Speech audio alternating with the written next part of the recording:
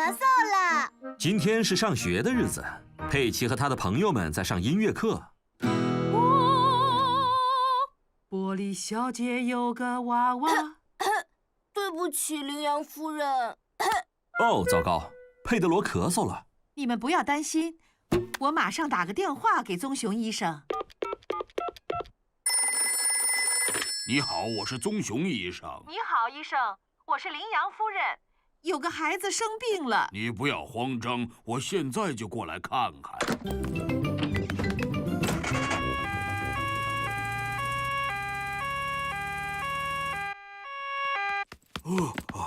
你们是哪个人生病了？我一直在咳嗽。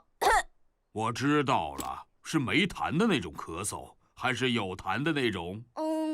我不知道，但是它是这样的。你什么时候开始咳嗽的？就是羚羊夫人开始唱歌的时候。你的咳嗽并不严重，但是佩德罗的咳嗽可能会传染给别人。传染是什么意思呀？当一个人在咳嗽的时候，有时候其他人也会跟着一起咳的。那么我需要吃药吗？只要吃一勺这药就行了。不过这味道可能不太美味哦。这味道就像一只在里面灌满了果酱的旧鞋。太感谢你了，棕熊医生。再见。再见。和我想的一样，佩德罗的咳嗽确实会传染。小狗丹尼和小羊苏西被佩德罗传染了。张开嘴巴。这个药的味道就好像是地毯味的酸奶一样。这个药的味道就像是花朵。做得好，孩子们，吃药的时候就该这么勇敢。那么你会生病吗，棕熊医生？不会，佩奇，我从来不生病，我每天都会吃一个苹果。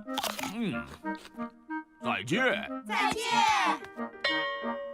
放学的时间到了，家长们都来接孩子回家了。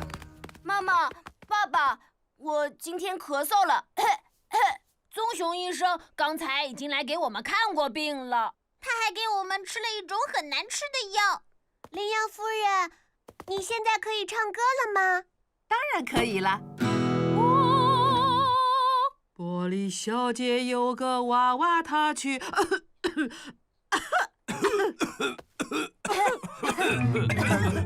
哦，糟糕，所有的大人都被佩德罗传染了。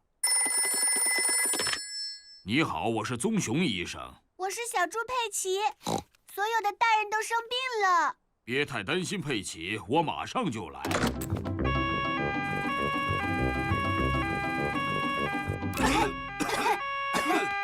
你们大家好啊，都被佩德罗的咳嗽传染了。没事的，都排好队，然后张开嘴巴。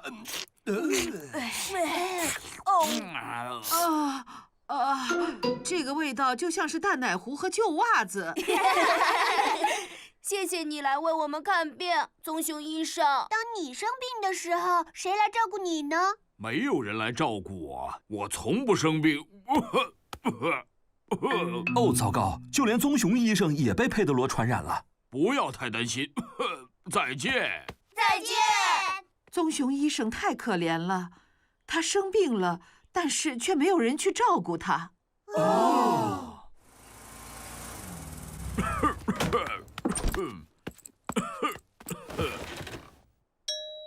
谁来找我了？你好，我们过来照顾你啦。这里有些水果，还有一个靠枕呢。你还要把这药吃了。哦，味道就像是果酱酸奶味道的淡奶糊袜子。我们还要为你唱首歌，这样能让你感觉好一些。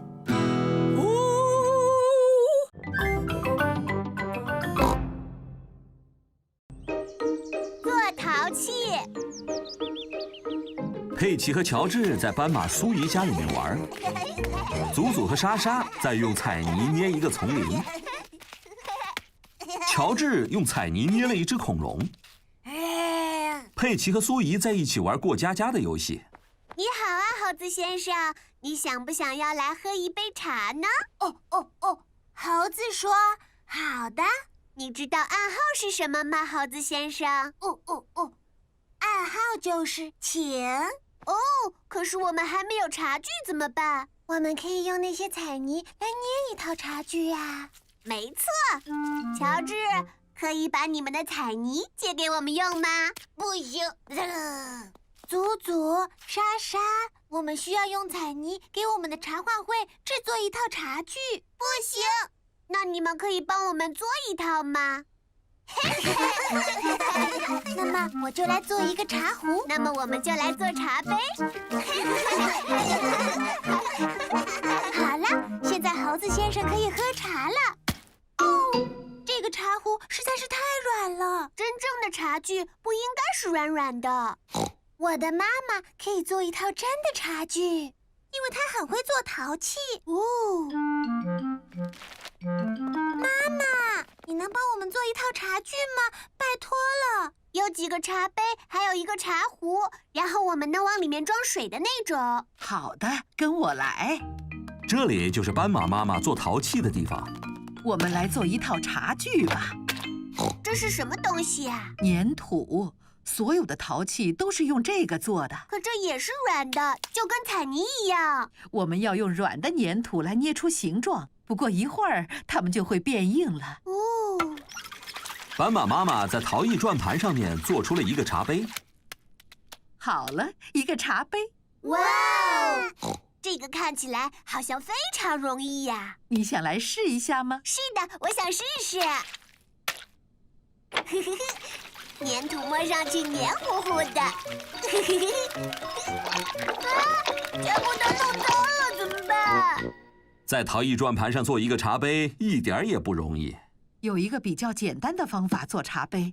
首先，我们要把粘土搓成长条形状的，就像这样，像一条扭来扭去的虫子。我是扭来扭去的小虫子，我是扭来扭去的小虫子，我是粘土做的。我今天要做什么？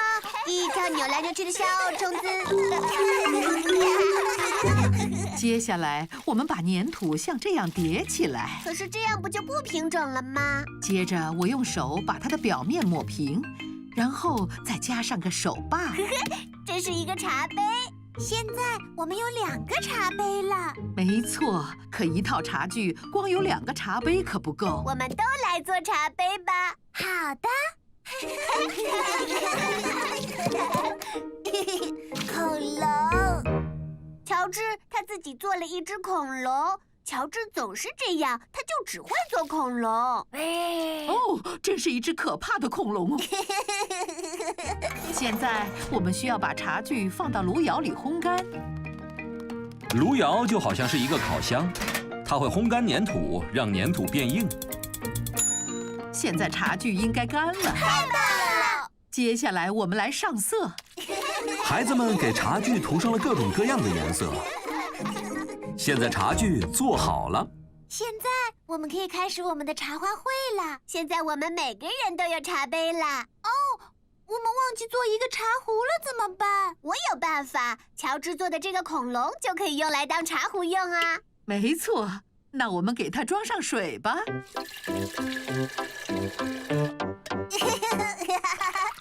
这个是世界上最棒最好的茶具组合啦！所有人都知道，有恐龙的那套茶具才是最好的茶具。茶壶。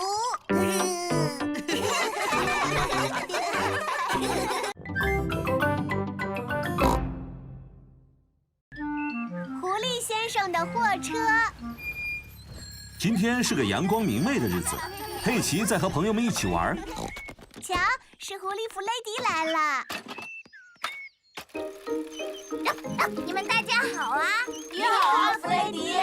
快来，我们骑车去那个大山丘吧。好的。早上好啊，狐狸先生。现在是下午了，猪爸爸。都已经是下午了吗？我的手表一定是停了。我的店里有卖手表和时钟，让我看看我的货车里有什么。一个落地时钟，这个有点大了。还不错，不是吗？事实上，这是3个一起卖的。哦。比比谁的自行车铃最响。我的自行车没有铃。哦，但我爸爸的货车里一定有自行车铃。3个时钟可比1个好多了。爸爸，可不可以给我一个自行车铃呢？那么你要多少个呢，儿子？我只要1个就够了。我有这种2个1盒的。狐狸弗雷迪现在有了2个自行车铃。太棒了，谢谢你了，爸爸。爸爸给了我2个车铃。哇哦！你爸爸的货车里还有什么东西呢？他的货车里面什么都有。哦，那我们现在来玩什么好呢？我们来比赛骑自行车怎么样啊？赢了的人就可以得到一个亮闪闪的大奖杯。可我们要去哪儿找奖杯呢？是啊，我们要去哪儿找奖杯呢？我来想想有什么办法吧。自己拥有一台水泥搅拌机的好处就是……爸爸，能给我们的自行车比赛找一个亮闪闪的大奖杯吗？这个比赛很重要，是不是？没错，它真的非常重要。这个可以吗？哇哦，谢谢你，爸爸，是个金奖杯。没错，这是金色塑料的。哦，冠军的奖杯来了，它是由金色的塑料做成的。哇！你爸爸的货车里面真的是什么东西都有啊！没错。我们比赛谁先骑到佩奇家。比赛现在开始。按下这个按钮，然后它就消失了。哦，啊！如果你们按下这个按钮，就可以播放唱片了。小朋友们一起到达了终点，所有的人都是冠军。可是我们只有1个奖杯，怎么办？我货车里的冠军奖杯够颁给所有人。太棒了！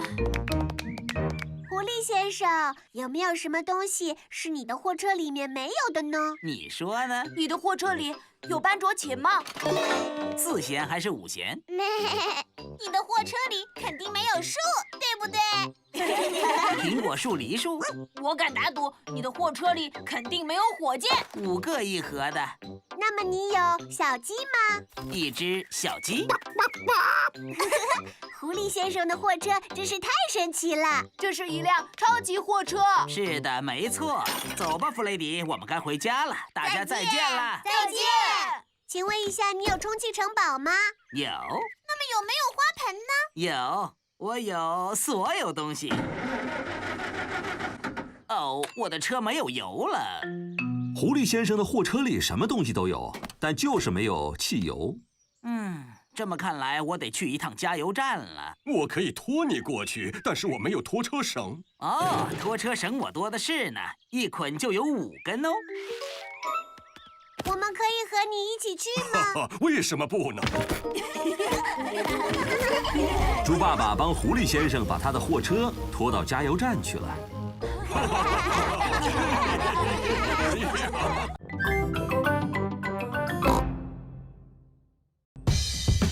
莎莎，哥哥，邦邦交响乐。今天佩奇和朋友们在幼儿园里。孩子们，今天我们要来认识一些乐器，它们会发出沙沙声、咯咯声，还有梆梆声。太棒了！首先，大家先从乐器室里挑一件乐器出来。我拿的是2个鼓，它们叫做邦加鼓。丹尼，你要用你的手这样敲响它们。我拿了一个扁扁的邦加鼓。这个叫做宝斯兰鼓，是爱尔兰的乐器，要用小鼓槌来敲击它，像这样。我拿了一个小手鼓。非常好，佩德罗，你也可以摇一下，像这样。我拿了一个大鼓。哦，这个叫做低音鼓。我不知道这个叫什么，但它是这样发声音的。坎笛这个乐器叫做呱呱，它是来自非常非常遥远的南美洲。哇哦！那我们这里怎么会有呢？这个是我假期的时候去买的。这个是什么？这个呢叫做沙锤，这是我在西班牙度完假之后带回来的。这是一个三角形，我爸爸是10个一盒这样卖出去的。谢谢你，弗雷迪，我已经了解了。你不需要去度假就可以买到它们。谢谢你。这是什么？你拿的我们叫它响板。我爸爸也卖这个的，5个一盒卖。谢谢你，弗雷迪。欧嘞，像这样就是响板演奏的方式了。给你吧，艾米丽。那我是不是还要跳舞呢？不用，响板会发出咔嗒咔嗒的声音。啊，我看到瑞贝卡手里拿的是钵。是的。现在你们知道各自乐器的声音了，你们就可以一起演奏了。准备好了，开始。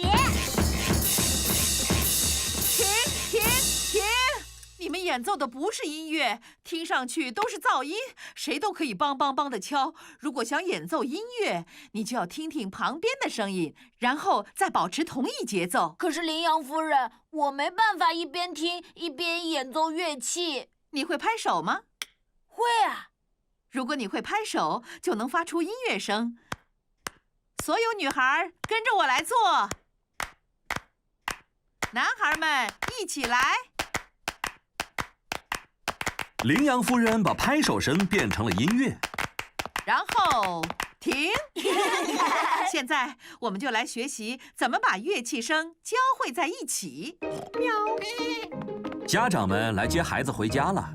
啊，你们来的正好。现在我来介绍一下莎莎哥哥帮帮管弦乐队。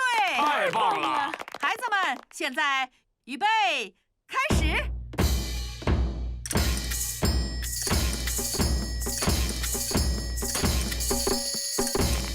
太棒了！我以前的学生们，你们要不要也一起来试试呢？去拿你们的乐器吧，孩子们。好的，羚羊夫人。羚羊夫人以前也曾教过孩子们的爸爸妈妈。打鼓很难的，爸爸，你要像我这样打鼓才行。那我来试试，我有没有学会吧？爸爸，你居然学会打鼓了！我现在可是很擅长打鼓了。很不错的莎莎哥哥帮帮协奏曲，现在来演奏吧。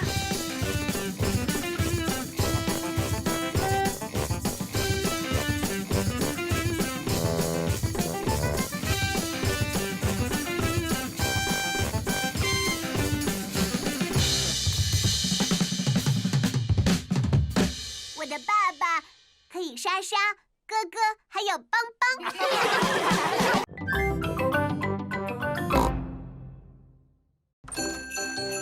圣诞老人的小屋。今天是平安夜，想要去看圣诞老人的小朋友，请举手。我。那我们是不是要到北极去呢？没有那么远的，佩奇。但是爸爸，圣诞老人不就是住在北极的吗？我们比较幸运，他在圣诞集市上就有一个小屋。佩奇和乔治去集市上看圣诞老人。你们大家好。你好，请小朋友们坐上精灵列车，我们要去圣诞老人的小屋了。苏西，你想问圣诞老人要什么样的礼物呀？我还不知道呢。那么你想要什么礼物呢？我想要一个娃娃，能走路，能说话，然后晚上睡觉的时候还能闭上眼睛。那我也想要那个礼物。圣诞老人怎么会记得我们每一个人想要什么玩具呢？他可能会列一个清单。他的雪橇一定非常快，不然一晚上怎么会跑遍全世界呢？因为那是超级雪橇啊！圣诞老人的年纪已经非常大了，他可能已经有几百岁了。他比我的爸爸还要老呢。圣诞老人的小屋到了。吼！小朋友们，你们好啊！你好啊，圣诞老人。你们是不是都很乖啊？是的。那么你们的房间有没有保持整洁啊？是的。那你的呢？那当然了。现在可以过来告诉我你们想要什么礼物了。我想要一个足球，谢谢。我想要一架木琴，校园片游戏，1套变魔术的装备，谢谢。一辆赛车，我要弹力靴，boing boing。我想要火车，谢谢。一列玩具火车。不是玩具火车，我要真的火车，那种我可以开的，可以有真的乘客的火车。那我只能尽力而为了。小朋友们都说过了吗？还有我们2个没有说。真不好意思啊，你叫什么名字？我是小猪佩奇，我们以前见过的。哦，是啊，很高兴能再次见到你，佩奇。那圣诞礼物你想要什么？我想要一个娃娃，能走路，能说话，然后晚上睡觉的时候还能够闭上眼睛。拜托了。我要的礼物也是这样的。非常的好。你知道我住在哪里的，是不是啊？哦，是的。你多大年纪了呀？我已经有好几百岁了。我就说吧。再见了，圣诞老人。你们不要忘了给我留一个肉馅派，还有和一杯饮料，我知道的。还要留一根胡萝卜给你的驯鹿。佩奇和他的家人离开圣诞集市，开车回家去了。爸爸，我们为什么要带着这些箱子呢？我们要去猪爷爷和猪奶奶家里过圣诞节。但是那样，圣诞老人就不知道我在哪儿了。不要担心，佩奇，圣诞老人他什么都知道的。奶奶你好，马上就要到圣诞节了。没错，我有个非常重要的任务要交给你们。快来搅拌圣诞布丁，然后许一个愿吧。佩奇和乔治许下了他们的愿望。我想要赛车。哦，别告诉我是什么。这些肉馅派和饮料都是给圣诞老人准备的。还有一根胡萝卜是给驯鹿的。有谁会在晚上的这个时间来呢？我们可是什么都不会买的啊！快乐愉悦问候，节日的指引是圣诞颂歌队。亲爱下，圣诞节已到了，大家圣诞快乐！佩奇和乔治的睡觉时间到了。我小时候就是睡在这间卧室的。圣诞老人知道猪爷爷和猪奶奶住在哪里，是不是呀？哦，是的，他已经来过这里很多次了。晚安了，佩奇。晚安了，乔治。佩奇和乔治已经睡着了。等他们醒来，就到圣诞节了。圣诞老人的来访。今天是圣诞节，现在还很早。佩奇和他的家人在猪爷爷和猪奶奶家过夜。乔治，快点醒醒！圣诞老人来过了，是泡泡器和漫画，还有一个橘子。爸爸妈妈，今天是圣诞节啦！什么？时间还很早呢，佩奇。你们去跟猪爷爷还有猪奶奶说圣诞快乐吧。爷爷奶奶，不要慌张，都到甲板上来。今天是圣诞节啦！现在才刚刚凌晨3点而已呀。但圣诞老人来过了，我们能看看他还在不在吗？不在，圣诞老人已经走了。瞧，胡萝卜、饮料还有肉馅派都已经吃完了。他只留了一点碎屑。是啊，圣诞老人喜欢吃美味的肉馅派。圣诞树的下面还有很多礼物呢。我向圣诞老人要了一个娃娃，我现在能打开看一下吗？等吃完圣诞午餐之后，再把这些圣诞礼物打开吧。哦，好的。佩奇和他的家人正在吃圣诞午餐。我们来拉圣诞拉炮吧。你们看呐，这里面有一顶纸帽子，还有派对喇叭，还有一个笑话，什么东西在天空中晃荡？这个我不知道。一架直升机呀！这个圣诞布丁真的很美味啊！是佩奇和乔治帮我一起做的。是我和乔治搅拌的。那你有没有许过愿望啊？是的，我许的是……别告诉我们。我们去把礼物打开吧。太好了！这个是要给乔治的。真的是一辆赛车啊！这个看上去好像很复杂呀。让我来看看吧。这块放在这里，然后这块放这里，接着车子放在这里。我们来比赛吧！各就位，预备，开始！猪爷爷和猪爸爸玩赛车玩得很开心。那不是乔治的赛车吗？我看乔治玩那个盒子玩得更开心。这个是给你的礼物，猪爸爸。啊，是袜子。我的也是袜子。袜子。所以最后这份礼物一定是给我向圣诞老人要了一个娃娃，能走能说，睡觉的时候还能闭上眼睛。哦，是鸟食。鸟食。看来这份礼物是给鹦鹉波利的。但这是最后一份礼物了，圣诞老人肯定是把我给忘了。你好，请问我可不可以和佩奇说话呢？佩奇，小羊苏西找你。你好啊，苏西。你拿到你的娃娃了吗？没有。我的拿到了。它可以哭，可以笑，可以睡觉时闭眼，它什么都能做。圣诞老人把我的礼物给你了？不是的，标签上写着给小羊苏西。圣诞老人肯定是把我给忘了。圣诞老人正在回家的路上。今年的最后一批圣诞礼物也送出去了。哦，我的麻袋里好像还有什么东西呢。圣诞老人怎么会忘了你了？我没有做一个好孩子，是不是呀？圣诞老人。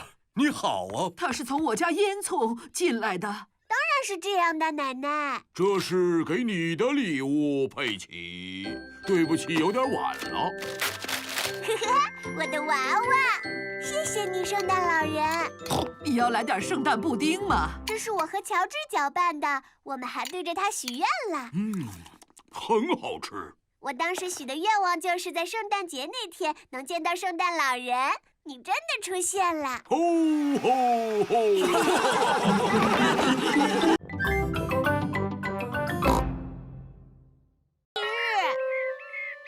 幼儿园马上就要放学了，孩子们，明天就是我们的才艺日了。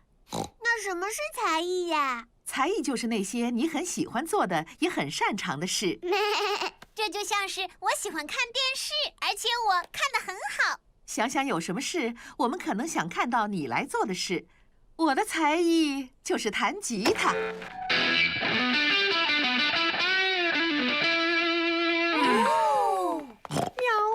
家长们来接孩子们回家了。不要忘了好好想想，有什么才艺可以在明天表演。佩奇和乔治该睡觉了。我现在还不可以睡觉。我还没有想到明天要表演什么才艺。但是你有很多才艺可以表演啊，佩奇。没错，我可以跳绳，我还可以唱歌，一闪一闪亮晶晶。我还能跳舞。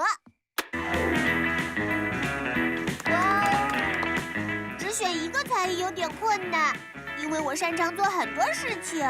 别担心，你可以明天再做决定。好的。今天是才艺日。我的才艺是跳绳、唱歌，还有跳舞。我昨天晚上都已经练习过了。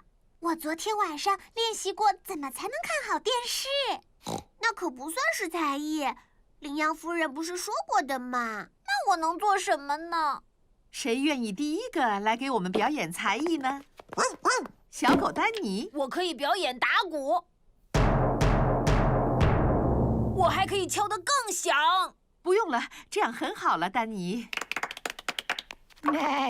轮到佩德罗了，你要表演什么才艺啊？我要表演魔术。这里是满满一杯子的水，这是真的，而且是透明的。现在我要让杯子里的水全部消失。请你们都把眼睛闭上。现在睁开眼睛。杯子里的水没有了。谢谢。轮到艾米丽了，我要给大家表演竖笛。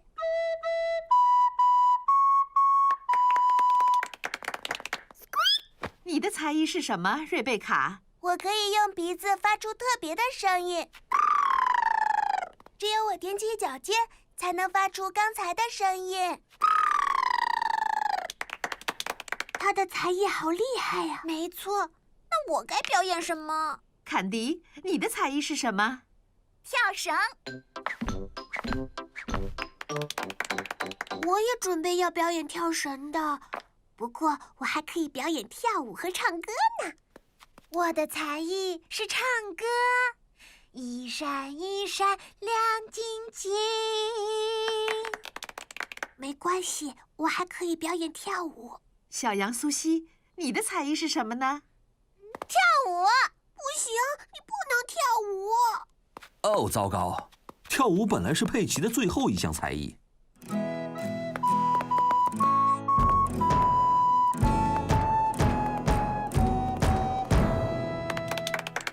刚才你们大家表现得很好，而且你们选择了各种不同的才艺来表演。现在还有谁没表演呢？佩奇？我本来打算跳绳、唱歌或者跳舞，但是大家都表演过了。佩奇，才艺可以是任何事，但是看电视可不算是一个才艺哦。好好想想，有什么是你非常想做的？我知道了，我有一个才艺，而且我非常擅长。真想知道佩奇的这个才艺是什么？我的特殊才艺，也是我在这个世界上最擅长的才艺，就是在泥坑里面跳来跳去。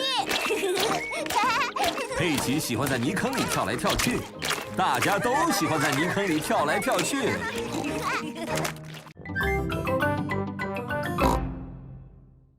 主佩奇。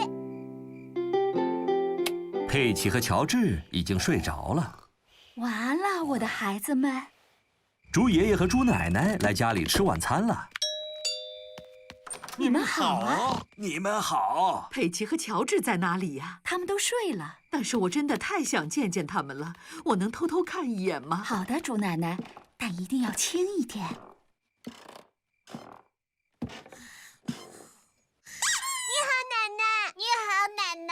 你们好，我的小宝贝儿们，你们现在该睡觉了。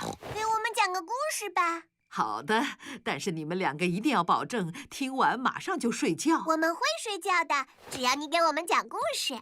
好的，很久很久以前，有一只小马，它叫做佩德罗，然后它找到了一颗魔豆。哦，没错。接着，佩德罗种下魔豆，魔豆发芽长大，变成了巨大的豆茎，豆茎高耸入云。说的没错。佩德罗爬到豆茎的最上面，然后发现了一个非常可怕的大怪物。但是我不想听这个了，我想要听公主的故事。哦，好的。然后佩德罗找到了一位漂亮的公主佩奇和乔治爵士，一个勇敢的骑士，还有一个厨师，他能做出最好吃的巧克力蛋糕，对吧？猪爸爸、猪爷爷和猪妈妈在等猪奶奶吃晚餐。我要上去看看猪奶奶怎么还不下来。之后的故事是什么样的？淘气的猪奶奶，你怎么把小家伙们吵醒了？我们已经保证过了。故事结束就去睡觉，爷爷。我很擅长讲故事的结尾，猪奶奶，你先到下面等着吧，我不会太久的。有一个男孩，还有一颗豆茎，以及一位美丽的公主，勇敢的骑士，还有会做美味食物的厨师。好吧，等他们吃完了美味的晚餐，每个人都睡着了。故事结束了，然后他们又醒过来了。一个巫师过来了。一个巫师？是的，一个巫师，他会表演很多神奇的魔术。啊，然后呢？然后又过来了一条可怕的龙。猪奶奶、猪爸爸和猪妈妈仍然在等着吃晚餐。猪爷爷的睡前故事好像也不太管用。我可是很擅长讲睡前故事的，我可以马上就让他们睡着。一条可怕的龙！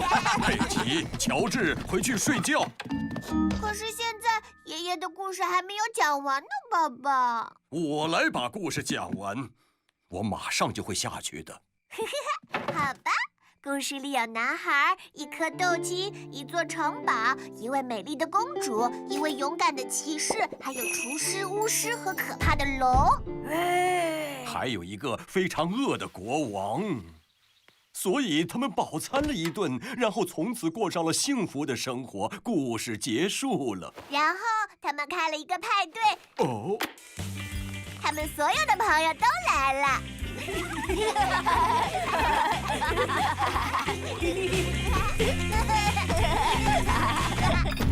好吧，看来得我出场了。猪爸爸，他们马上就要睡觉了。那谢谢你，剩下的我来吧。你要把故事讲完才行，妈妈。好的，快上床，告诉我发生了什么事。很久以前，在古代的时候，故事是在很久以前。猪妈妈已经在上面待了很久了。我好像听见打呼声了。真是太好了，佩奇和乔治终于睡着了。故事的最后，他们过上了幸福的生活。故事结束了。佩奇，乔治。嘘，妈妈已经睡着了。现在看来，我们的公主佩奇才是最会讲睡前故事的。说的没错，就是我。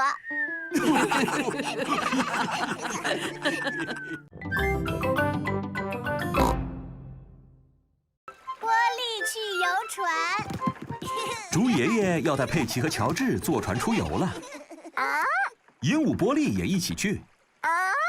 猪爷爷，你有没有带你的手机呀？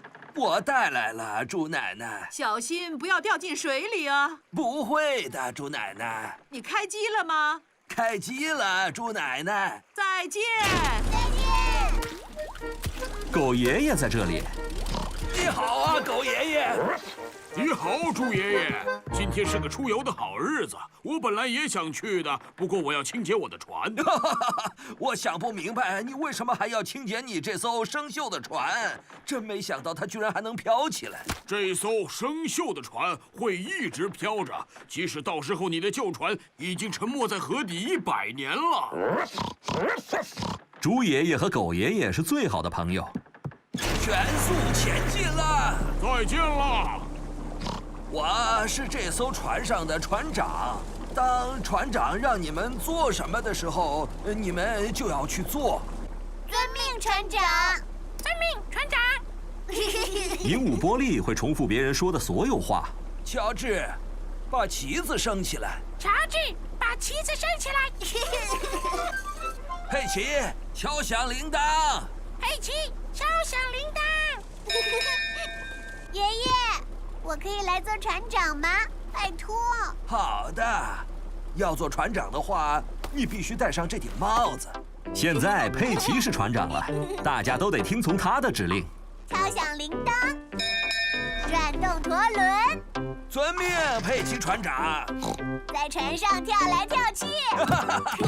佩奇船长很喜欢指挥别人。或许还是应该让我来做船长吧，我们可不想让船撞上什么东西。掌舵这件事情可没那么容易，但幸好我很擅长掌舵。哦，糟糕！猪爷爷的船撞上了一个小岛。爷爷，我们动不了了。我来打给猪奶奶吧，她可以帮助我们。哦，猪爷爷的手机掉进了水里。你好，我是猪奶奶。你好，你好，你好。怎么办？我们得想办法给猪奶奶传个话。给猪奶奶传个话。玻璃可以飞去奶奶那里。真是个好主意，佩奇。我可以来教玻璃说些什么话呢？猪爷爷说。猪爷爷说。救命！救命！救命！救命！你们看到了吧？小菜一碟。猪爷爷说：“小菜一碟。”你这只糊涂的鹦鹉！你这只糊涂的鹦鹉！你好啊，玻璃，你来这里干什么？猪爷爷说：“猪爷爷他都说了些什么？”你这只糊涂的鹦鹉！哦，救命！救命！哦，我的天哪！猪爷爷肯定是需要帮助。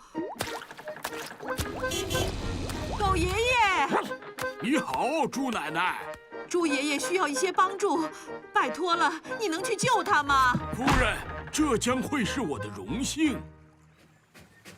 太好了！你们好，是你们需要我的帮助吗？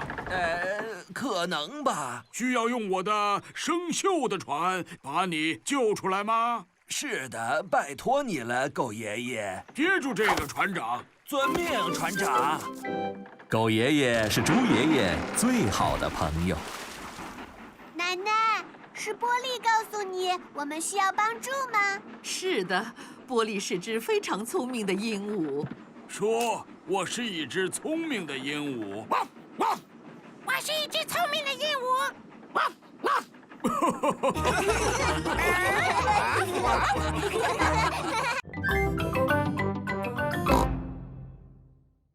土豆先生来小镇了。上下上。佩奇和家人们在看土豆先生的电视节目。下上下上。我喜欢看这些关于减肥的电视节目。下。现在你们看，这是我收到的一些很不错的图片。这个是一只苹果。哦，记住了，吃水果和蔬菜能够帮助你保持你的身材。我就是经常吃水果和蔬菜的。还有，坚持锻炼是很重要的。今天我的新的运动中心要在小镇里开业，欢迎前来。妈妈，我们能去看看土豆先生吗？去看土豆先生的路可有点远呢，佩奇。他可不是普通的土豆。他是我们的土豆先生呀，我们可以过去看看他吗？妈妈，拜托啊！哦，那好吧。太好了！大家都来新开的运动中心看土豆先生。是啊。看，土豆先生来了！土豆先生！哦，原来是佩奇来了。哦，你们大家好。你好，佩奇。苏西以为你是土豆先生呢。我看上去一点都不像土豆先生。没错，你的个头太大了。土豆先生的个头可比我还大呢。才没有呢，他只是一个土豆，而土豆就只有这么大。看呐，土豆先生来了。土豆先生来到了小镇。请欢迎你们的朋友，我土豆先生吧。大的一个土豆啊！我宣布这个运动中心开业。非常的不错，我们必须都运动起来，而且每天都要吃水果和蔬菜。我们该吃哪些呢，土豆先生？苹果、橙子、胡萝卜、番茄，还有土豆。你为什么不像那些正常的土豆那样小？因为它并不是一个正常的土豆。你看，它还有腿呢。正常的土豆是不会有腿的，它是一个超级土豆。我们每天早上都看你的节目。非常好，记得把你们的话都寄给我。我们会的。佩奇和他的朋友们在幼儿园。孩子们，今天我们要来为土豆先生画一张画。好的。我画了一个菠萝。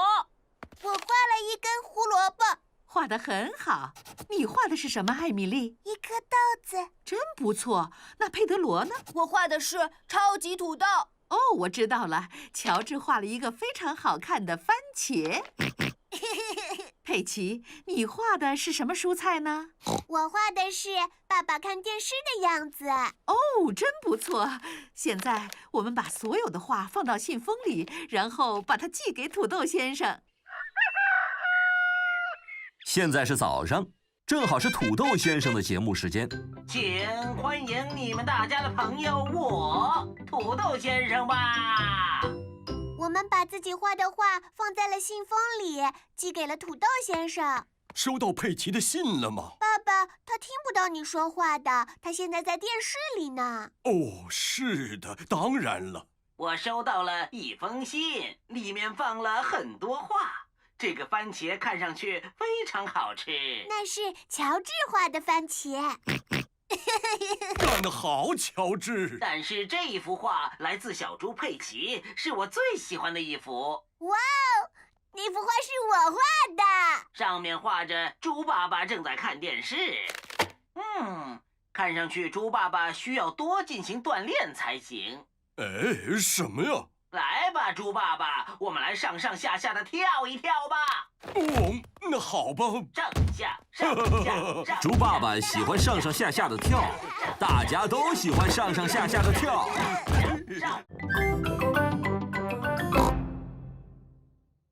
消防车。猪妈妈打扮成了消防员。妈妈，你为什么要打扮成这样呢？因为我要去参加妈妈消防联盟的练习呀。呵呵呵，这是你们聚在一起喝茶聊天的好借口。怎么？那你今天干什么呢，猪爸爸？我和爸爸足球队有一个非常重要的会要开。不就是你们一群成年男人聚在一起踢足球吗？我们还要一起吃烧烤呢。公牛先生、兔先生、马先生，还有斑马先生都来了。哦，猪爸爸准备好一起玩了吗？走吧。妈妈，我们能去看看消防联盟吗？当然。哦，太好了。这里是兔小姐的消防站。你们好啊，佩奇和乔治，进来看看消防车吧。哇哦，消防车！那儿有把梯子，用来爬高。这根水管是用来喷水的。这大铃铛起到警示作用。叮当叮当。现在我们到上面去吧，看看有没有火情。你们大家好。你好啊，佩奇。你好啊，乔治。哦，有谁想要来喝杯茶，再聊会儿天呢？听上去很不错。哦，一个电话。佩奇，那个是消防电话，只能在有火情的时候才能用。哦，着火了！着火了！你好，消防站，哪里着火了？哪里着火了？我能和猪妈妈说话吗？谢谢。哦，是猪爸爸。啊，猪爸爸，你不应该打这个电话的，这是紧急情况时才使用的。可我就是有紧急情况啊！我到处都找不到番茄酱，怎么办呢？猪爸爸，我现在要把烧烤炉点着吗？好的，麻烦你了，兔先生。烧烤的时候你们要小心点儿。相信我们，猪妈妈，我们这些爸爸都知道怎么烧烤的。再见。我觉得可能需要再加点炭，需要再来一点风。我觉得还应该再加点引火物。好了，我们只能等等看有没有火情。那么我们要等多长时间呢？我们可能要等很久哦。我就已经等了很久了。那你一共灭了多少次火呢，兔小姐？没有，从来没有着过火。但我们要随时准备着。消防电话又响了。哦，你可以来接，佩奇，说不定又是你爸爸。好的。你好，这里是消防站。你好，佩奇。啊，爸爸，真的是你呀！你实在是太淘气了。这可是消防专用电话，你知道吗？你能让兔小姐接电话吗？你是个好孩子。爸爸说让你来接电话。你好啊，猪爸爸。这个电话是消防专用的，只能是……着火了！着火了！哦，糟糕！猪爸爸的烧烤炉着火了！着火了！着火了！妈妈们要出动灭火了！哇哦！抓紧了！救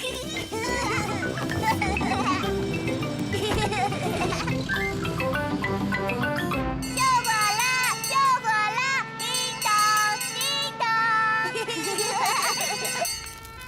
兔小姐的消防车来了，太好了！快往后退，爸爸们！狗妈妈，打开消防车的水。好的，猪妈妈。火被扑灭了。太好了！谢谢你救了我们，兔小姐。不用客气，这些都是我们应该做的。这是妈妈消防联盟该做的。多亏了兔小姐好心的用水浇了我们的花园。这样我们就可以在这些泥坑里跳来跳去了。是的。我非常喜欢消防车，尤其是它帮我们交出了泥坑。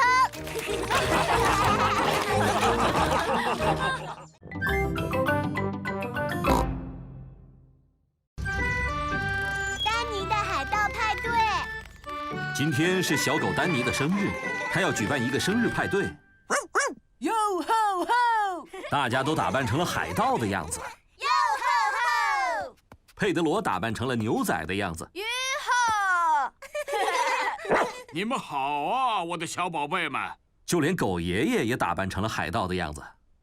你好啊，狗爷爷。叫我大胡子狗。你好啊，大胡子狗。你们这些小小的海盗们，有没有人想要去汹涌的海上探个险的？你为什么说些奇怪的话？他说的是海盗用语。想玩我的海盗游戏的孩子们，请说嗷！这会是个危险的游戏吗？不会的，佩德罗。狗爷爷已经向我保证过了，这会是个非常安全的游戏。肯定会很激动人心哦。有谁想来玩？这是我们的作战计划。很久之前，我有一桶金子，那是我的正当所得，但是我的金子被霍格船长无耻地偷走了。什么？海盗说的话让人有点难以理解。霍格船长抢走了我的宝藏。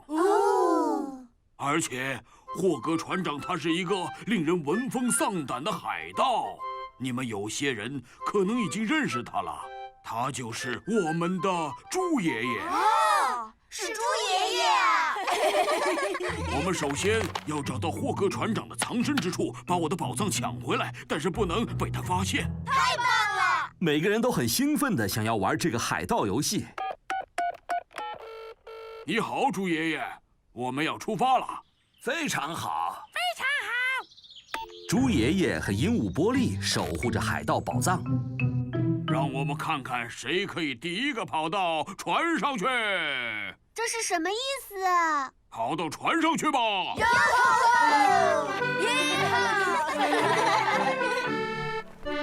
站好了，把你们的救生衣穿上。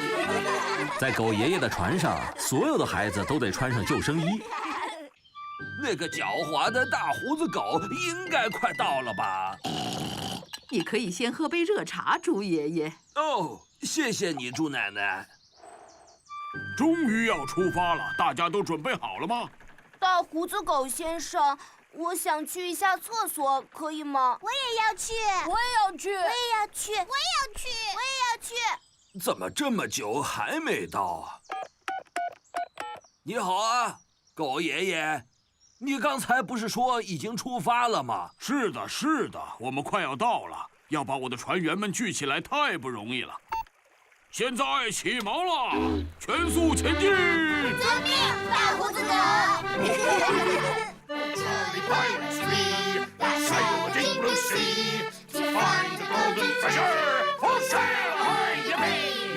准备靠岸！孩子们终于到达了猪爷爷的果园。我们的游戏就是找到我的宝藏，但是不能被捉到。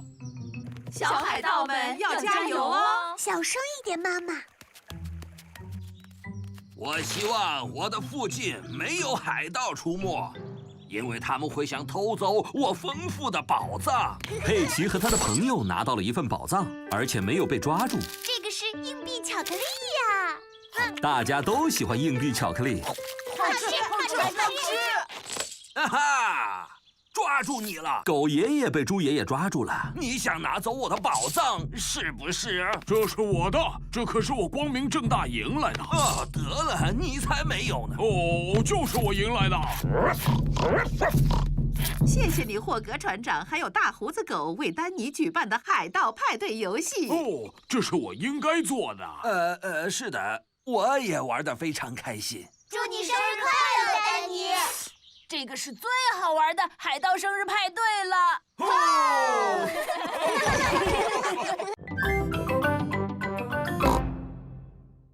毛驴带分。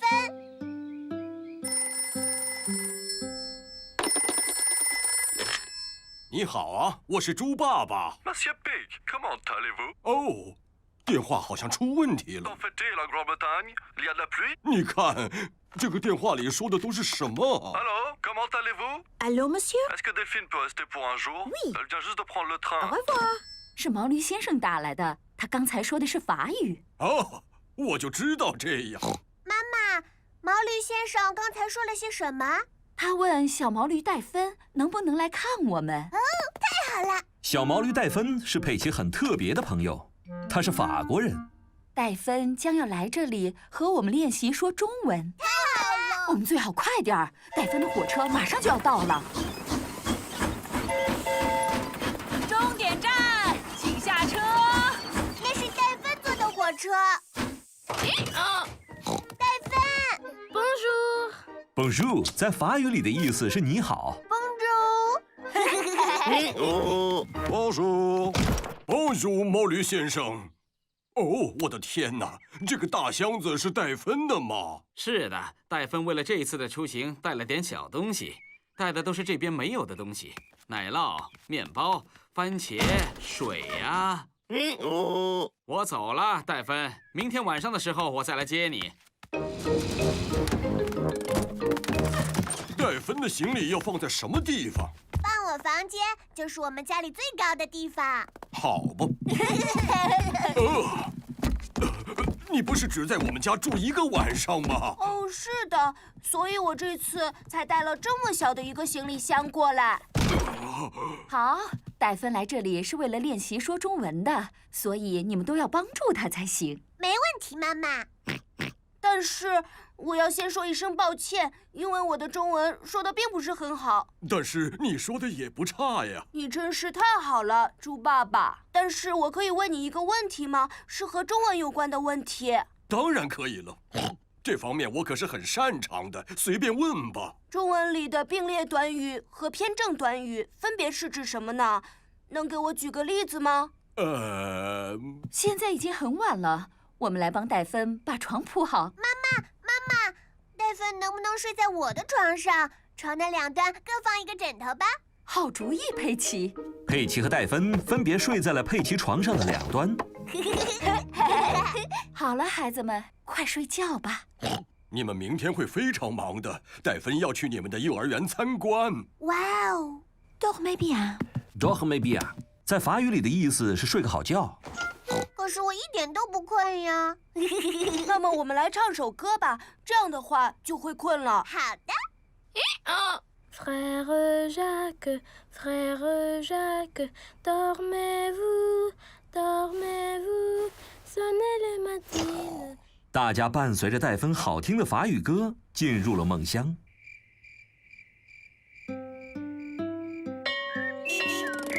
戴芬来参观佩奇的幼儿园了。羚羊夫人，这位是我的法国朋友，小毛驴戴芬。Bonjour。Bonjour Delphine。戴芬昨天晚上为我们唱了一首好听的法语歌，那我们也为戴芬唱一首歌吧。唱那首乒乓歌吧。是啊，就唱这首乒乓歌吧。我对这首歌非常的好奇。好的。We're playing our tune and we're singing our song with a bing and a bong and a bing. Bong bing boo, bing bong bing, bing bong bingly bongy boo.